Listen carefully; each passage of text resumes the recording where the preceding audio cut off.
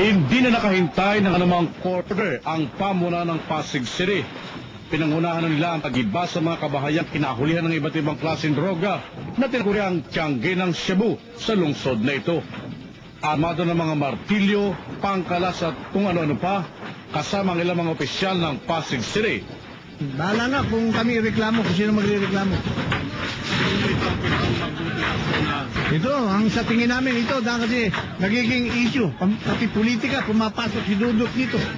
Kaya, palagay ko, ito, papakita natin sa mga taga-Pasig na kami ay gusto rin namin mawala ang mga drugs dito sa Pasig. At pinabayaan masyado ito ng aming barangay captain na hindi man lang pinalam sa amin. Hindi naman nagpahuli ang barangay Bagong Ilog sa Pasig. Biglang nagsagawa ng drug test sa mga barangay tanod at mga opisyal ng barangay. Sinadyang sorpresahin ng mga ito sa pagsasabing may pulong lamang na magaganap. Yun pala, may drug test na. Voluntary po namin ibinibigay ang aming sarili para sa drug testing na ginagawa ngayong umaga.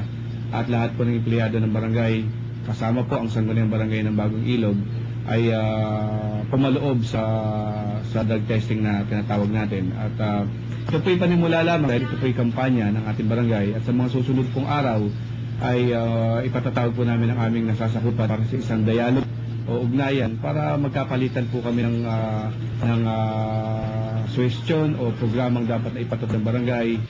Hindi kaila sa mga Pasigueño ang malaking kahiyang inabot nila sa pagkakadiskubre sa iligal na operasyon ng droga, kung kaya't agad-agar ang operasyong kanilang mga sinasagawa upang makabawi ang nadungisan nilang pangalan. Para sa National Broadcasting Network, ang inyong tagapagbalita, Joseph Parafina.